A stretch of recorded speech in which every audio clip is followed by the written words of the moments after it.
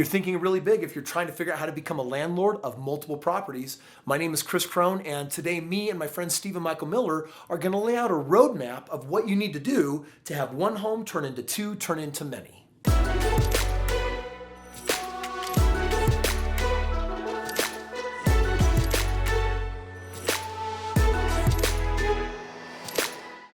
All right, friends, I got Stephen Michael Miller joining me right here, and we're gonna have a super important conversation. In fact, this conversation is so vital that it can make the difference between whether you're a hobbyist and a dabbler doing one or two homes, or honestly, whether you become a titan of industry owning a real estate empire of hundreds of homes. And it all comes down to whether you know how to do the math to just get that first property done right so that you can turn it into multiple. Guys, we're talking about becoming a landlord of multiple properties. Now, you know, doing one home, that's the start, but really once you get that first home under your belt, Kris, how do you start from there to actually growing that out and becoming that landlord of multiple properties? 3 steps for you today. You're gonna wanna take notes and write these down because we're running a clinic right now that's gonna rock your life.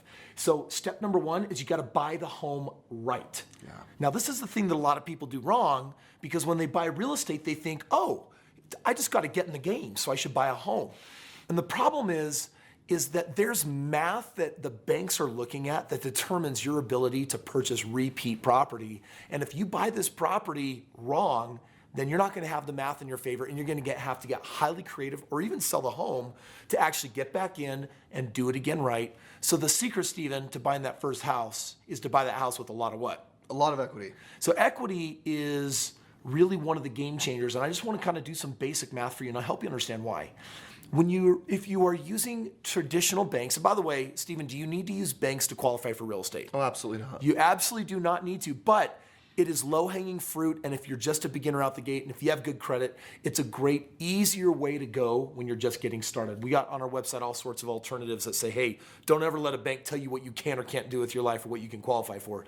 But when you buy this first house, the reason why we want you to have some equity is because generally there's a correlation between equity and cash flow.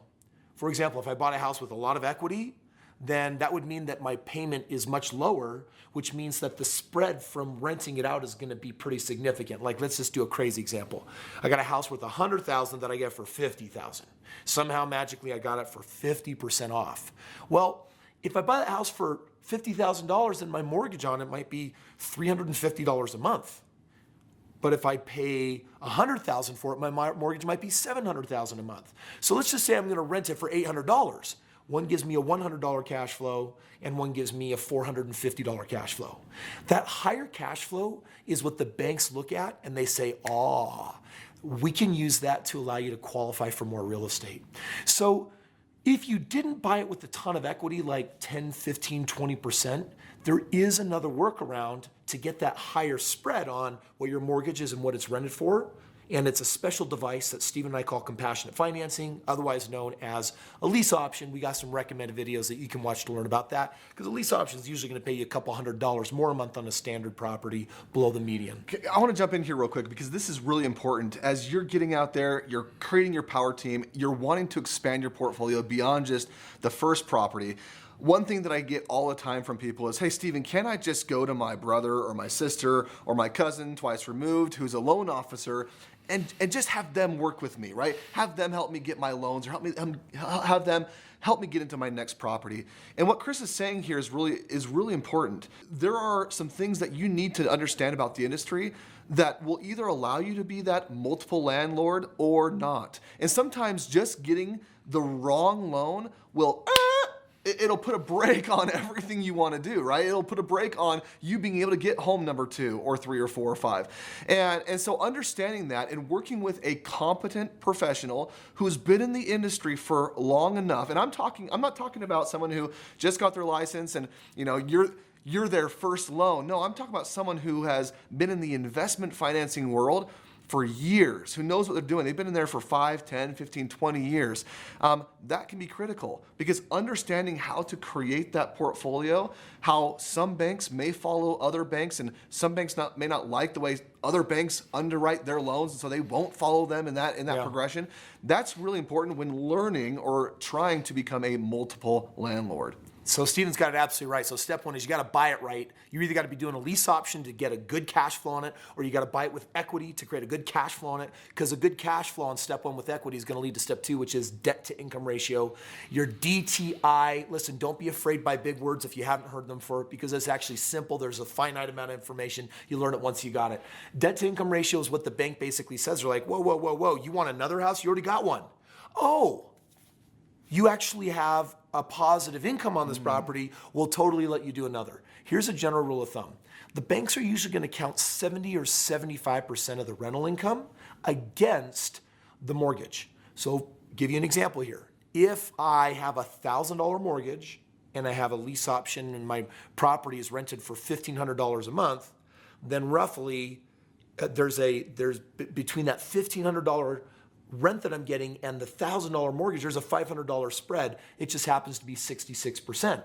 That's below the bank's 70 or 75%. So the bank's going to look at that and say, oh, you bought a property and you got richer on paper. Of course we'll lend you on another property. You start to see how important this property is. This is why so many people actually contact us and say, Kris and Steven, can I work with you guys and your team? Because I don't want to mess it up, because if I buy one property wrong, it might preclude me from being able to buy more in the easiest fashion that's out there and available. So that second one is debt to income ratio. And Steven's right. You want to look for a loan officer that's experienced. And if you want to know what that means and how to do that, here's the simplest tip that Steven and I can give you right now on how to do that. Find out how many deals a month your loan officer is doing. If they're doing between 5 and 10 a month, then they're doing a bare minimum basic amount. That means that they've got good rapport with their lenders, good rapport with their banks. The second tip is work with a broker. So not just a bank, not a loan officer at a bank, but a loan officer at a brokerage that works with multiple banks that specialize in what Steven said, investment lending. So if they're working with multiple banks on the investment side and they're doing 5 to 10 deals a month, those are some bare minimums for you to actually sit down and then sound knowledgeable. Sit down and be like, so tell me about my DTI, my debt to income ratio. Now you're the bomb, okay? And that leads us to our third step and obviously most fun step, Steven. Break it down for them. If you buy it right with equity, and then if you got your DTI lined up just right, what happens then? Then you just buy again. I think one of the biggest problems that most people have is not understanding that you can actually move forward and buy again. So many of us think that our credit is limited to buying the 1 or 2 cars and buying the 1 home. And it's just not true. So if you're in that process, you've purchased your property, don't be afraid to get out there and just do it again. Like literally just get in the mix again, go out and find another home again, find a home that has great equity, do the lease option, or find another option that allows you to get that DTI spread for yourself, and just get in the mix and do it over and over and over again. It's just that simple. So friends, buy right, do it with the right debt to income ratio, and then go back and do it again. That, my friends, is how the cookie crumbles, and that's how you get into a pile of real estate. Friends, join Steven and me live at one of our upcoming events. Click the link, spend 4 days, learn everything you can about wealth, money, real estate. We're going to be sharing with you what the millionaires, what the billionaires are doing, and we're going to have an amazing time doing it. So go ahead and check the calendar, and we'll see you there.